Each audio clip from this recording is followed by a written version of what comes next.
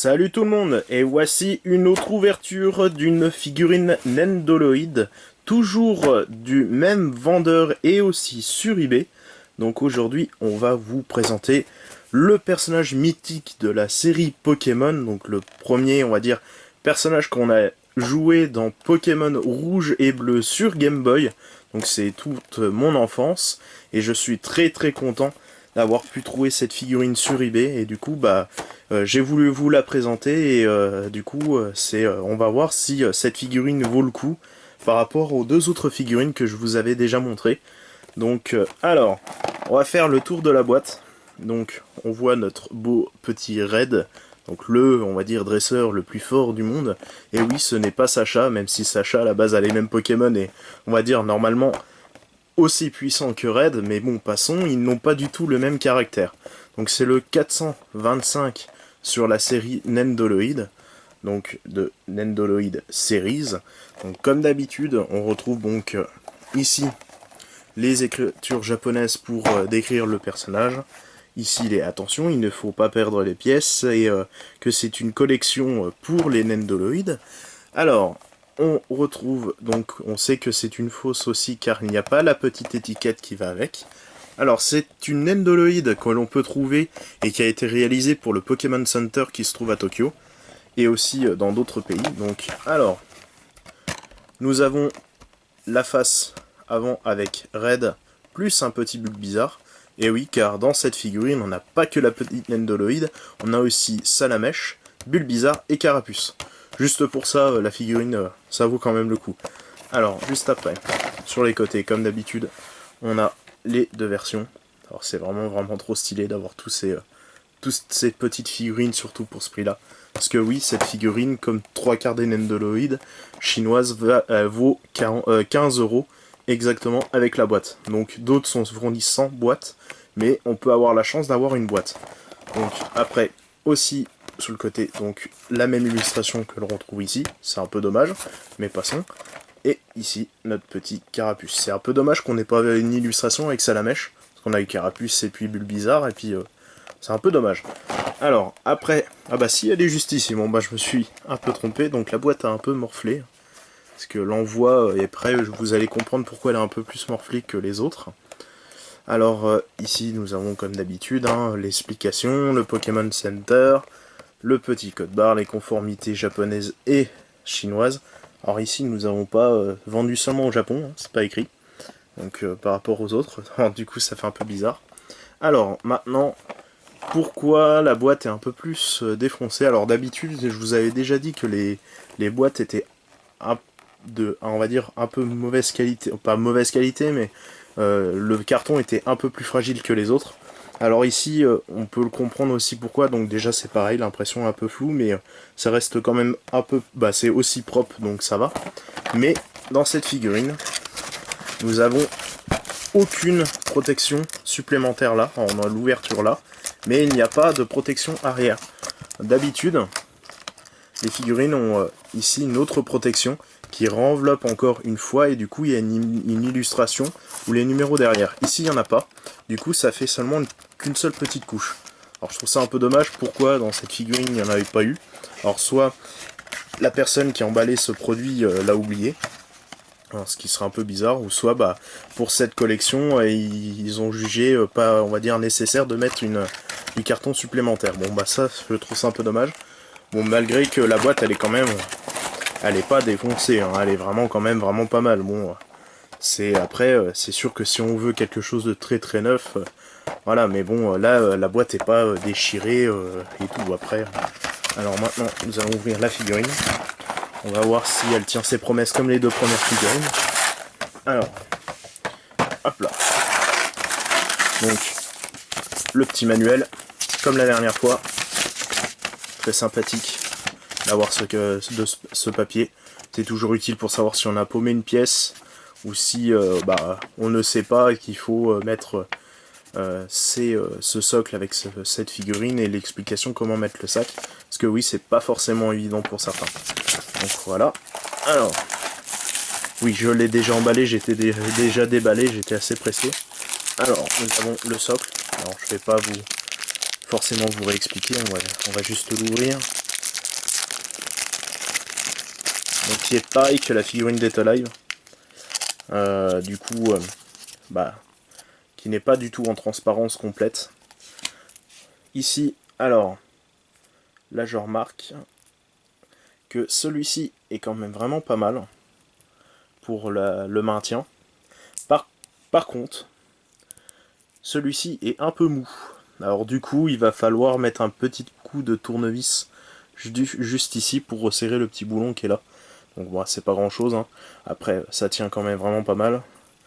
Mais c'est juste un peu en dessous des autres figurines qu'on avait essayé.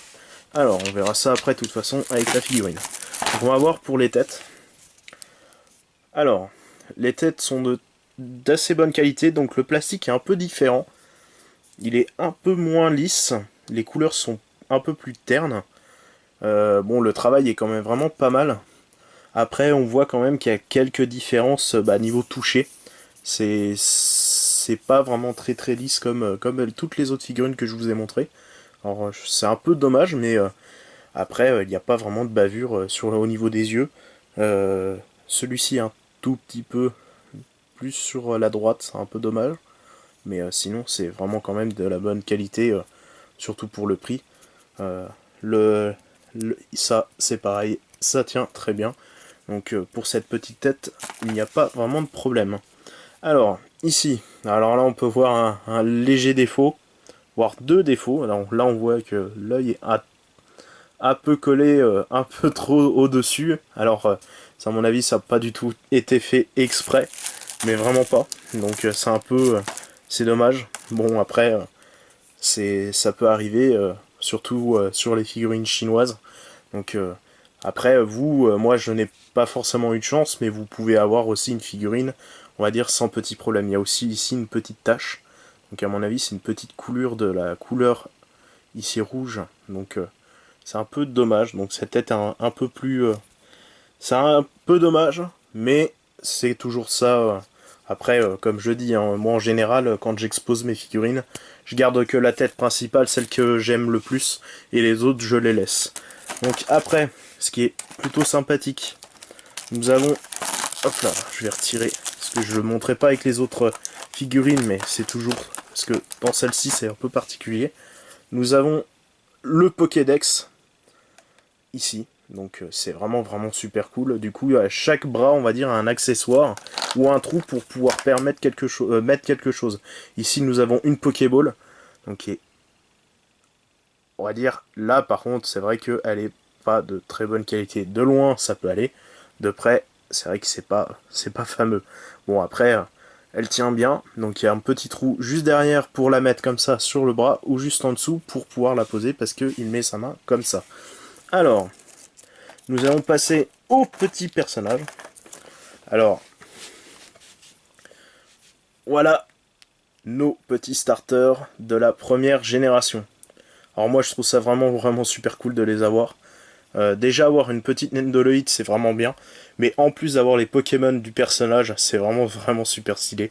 En plus ils sont vraiment super bien faits. Il n'y a aucune coulure et tout, c'est vraiment pas mal.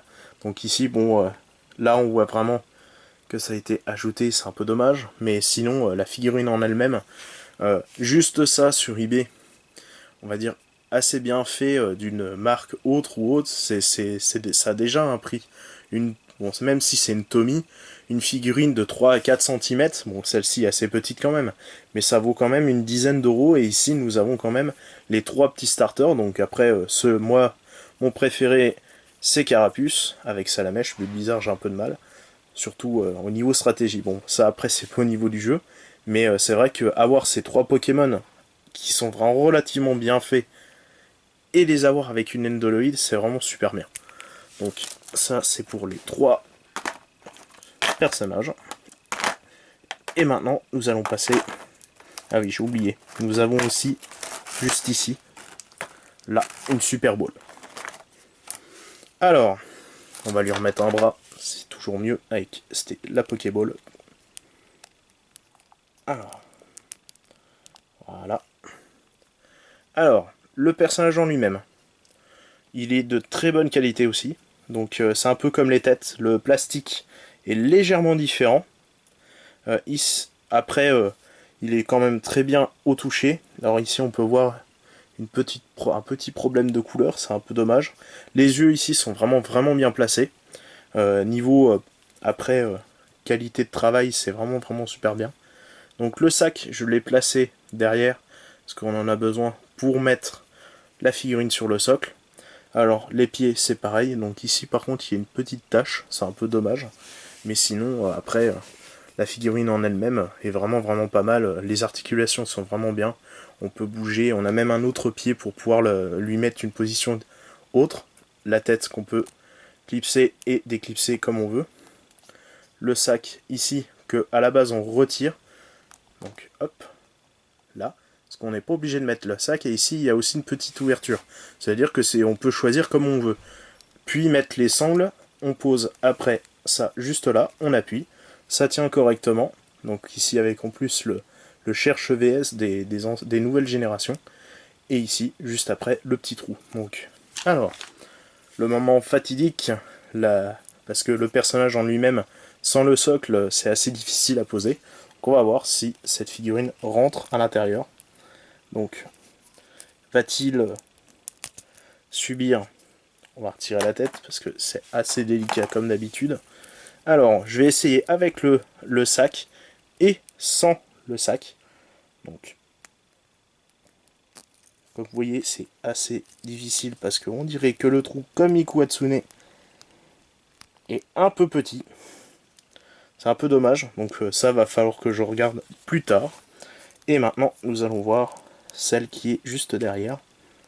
Donc celle qui est derrière a l'air d'être pas mal. Sinon, comme Miku, je ferai un montage pour le positionner correctement. On peut aussi, comme Miku et toutes les autres, retirer ça de ça, on va dire, pour bien positionner, bien appuyer au niveau de la figurine. Donc, hop là.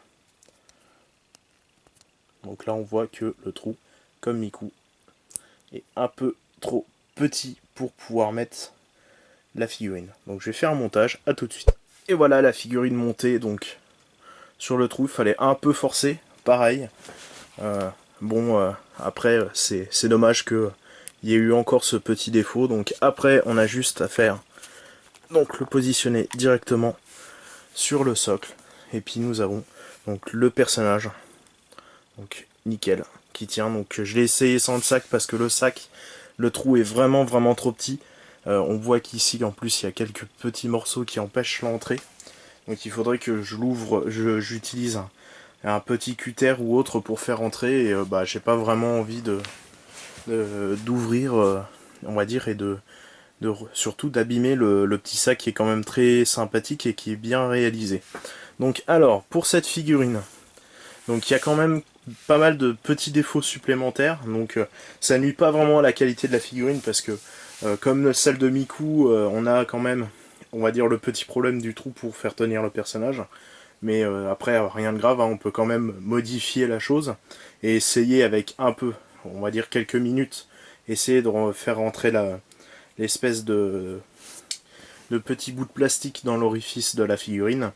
Donc pour cette figurine, je vais mettre la note de 3 sur 5. Alors elle est plus basse parce que déjà, bon, pour le carton, il est un peu moins résistant. Et aussi la figurine, il y avait quand même quelques bavures. Après, c'est quand même une très bonne figurine pour 15 € et surtout de l'univers Pokémon. C'est assez difficile à trouver et difficile à avoir. Donc moi je trouve ça vraiment pas mal. Donc après, pour la prochaine figurine, je vais ouvrir une figurine, donc c'est celle-ci. Donc c'est l'héroïne de Death Alive. Donc c'est l'autre personnage que l'on retrouvera de la série. Donc elle est vraiment pas mal aussi. Alors celle-ci, j'ai déjà ouvert, donc vous verrez, mais la qualité est quasi identique à celle qu'on avait vue la dernière fois. Donc merci à tous d'avoir regardé cette ouverture. J'espère que ça vous aura aidé à avoir une petite idée. La figurine, si vous voulez l'offrir, soit à vous-même, à votre copine ou à votre enfant. Pour 15 €, je trouve que c'est quand même une bonne opération. Malgré qu'elle soit un peu moins de bonne qualité. Après, ça peut arriver que certaines figurines soient de meilleure qualité parce que il peut avoir des problèmes d'usinage durant la première phase de réalisation et peut-être au fur et à mesure la figurine a peut-être changé, mais sinon il n'y aura rien de grave. Voilà, merci d'avoir regardé du coup encore la vidéo. Laissez un petit commentaire, abonnez-vous à la chaîne et rendez-vous pour la prochaine ouverture de figurines, mais aussi des ouvertures de TCG, notamment Wii-Cross, le 6e deck de la série. A plus!